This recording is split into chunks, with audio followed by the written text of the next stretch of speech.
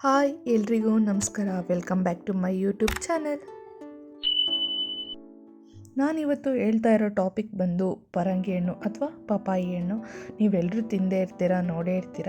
ನಾನು ಅದ್ರ ಬಗ್ಗೆ ಏನೇನು ನಮಗೆ ಲಾಭಗಳು ಸಿಗುತ್ತೆ ಪರಂಗಿ ಹಣ್ಣು ತಿನ್ನೋದ್ರಿಂದ ಅಂತ ನಾನು ನಿಮಗೆ ತಿಳಿಸ್ಕೊಡ್ತೀನಿ.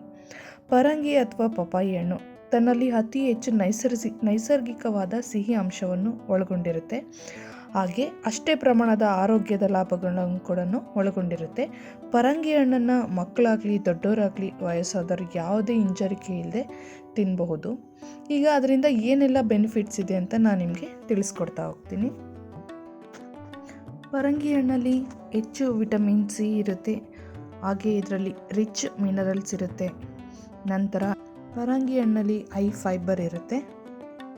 ಪರಂಗಿ ಹಣ್ಣಿನಲ್ಲಿ ನೀರಿನಾಂಶ ಜಾಸ್ತಿ ಇರುತ್ತೆ. ಹಾಗಾಗಿ ನಮ್ಮ ದೇಹದಲ್ಲಿ ನೀರಿನಾಂಶ ಜಾಸ್ತಿ ಇಡೋಕೆ ಇದು ಸಹಾಯ ಮಾಡುತ್ತೆ. ನಂತರ ನಮ್ಮ ಹೃದಯದ ಆರೋಗ್ಯವನ್ನು ಕೂಡ ಇದು ಹೆಚ್ಚಿಸುತ್ತೆ. ಹಾಗೆ ನಮ್ಮ ಕಣ್ಣಿಗೆ ಸಂಬಂಧಪಟ್ಟಂಥ ಆರೋಗ್ಯ ಕೂಡ ಇದು ಸುಧಾರಣೆ ಮಾಡ್ತಾ ಬರುತ್ತೆ. ಹಾಗೆ ದೇಹದಲ್ಲಿ ಇರ್ತಕ್ಕಂಥ ಒಂದು ಕೆಟ್ಟ ಕೊಲೆಸ್ಟ್ರಾಲ್ನ ಇದು ಕಡಿಮೆ ಮಾಡ್ತಾ ಬರುತ್ತೆ. ಹಾಗೆ ನಮ್ಮ ದೇಹದ ತೂಕ ಕೂಡ ಕಡಿಮೆ ಮಾಡಲಿಕ್ಕೆ ಇದು ಹೆಚ್ಚು ಸಹಾಯ ಮಾಡುತ್ತೆ. ನಂತರ ಮಧುಮೇಹಗಳಿಗೆ ಇದು ತುಂಬ ಒಳ್ಳೆಯದು. ನಮ್ಮ ಬ್ಲಡ್ ಶುಗರ್ ಲೆವೆಲ್ನ ಕೂಡ ಇದು ಮೇಂಟೈನ್ ಮಾಡುತ್ತೆ. ಹಾಗೆ ಪರಂಗಿ ಹಣ್ಣಲ್ಲಿ ನೈಸರ್ಗಿಕವಾದ ಸಕ್ಕರೆ ಅಂಶ ಇರೋದ್ರಿಂದ ಡಯಾಬಿಟಿಕ್ ಪೇಷಂಟ್ಸ್ಗಳು ತಿನ್ನೋದ್ರಿಂದ ಯಾವುದೇ ರೀತಿ ಸಮಸ್ಯೆನೂ ಆಗೋದಿಲ್ಲ. ಹಾಗಾಗಿ ಪರಂಗಿ ಹಣ್ಣನ್ನು ತಿನ್ಬೋದು. ನಮ್ಮ ದೇಹದಲ್ಲಿ ಇರ್ತಕ್ಕಂಥ ಮೂಳೆ ಸಮಸ್ಯೆಗಳಿಗಿನ ಸುಧಾರಣೆ ಮಾಡ್ತಾ ಬರುತ್ತೆ ಪರಂಗಿ ಹಣ್ಣು ತಿನ್ನೋದ್ರಿಂದ. ಪೀರಿಯಡ್ಸ್ ಆದಾಗ ಪರಂಗಿ ಹಣ್ಣನ್ನು ಸೇವಿಸೋದ್ರಿಂದ ನಮಗೆ ಆಗ್ತಕ್ಕಂಥ ಹೊಟ್ಟೆ ನೋವು ಕೂಡ ಇದು ಕಡಿಮೆ ಮಾಡುತ್ತೆ.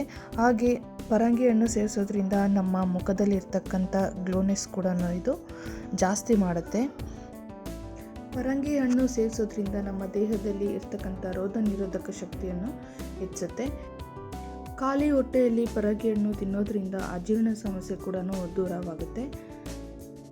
ಪರಂಗಿ ಹಣ್ಣು ಸೇವಿಸೋದ್ರಿಂದ ದೇಹದಲ್ಲಿ ಇರ್ತಕ್ಕಂಥ ಉರಿಯೂತ ನಿಯಂತ್ರಣ ಮಾಡುತ್ತೆ.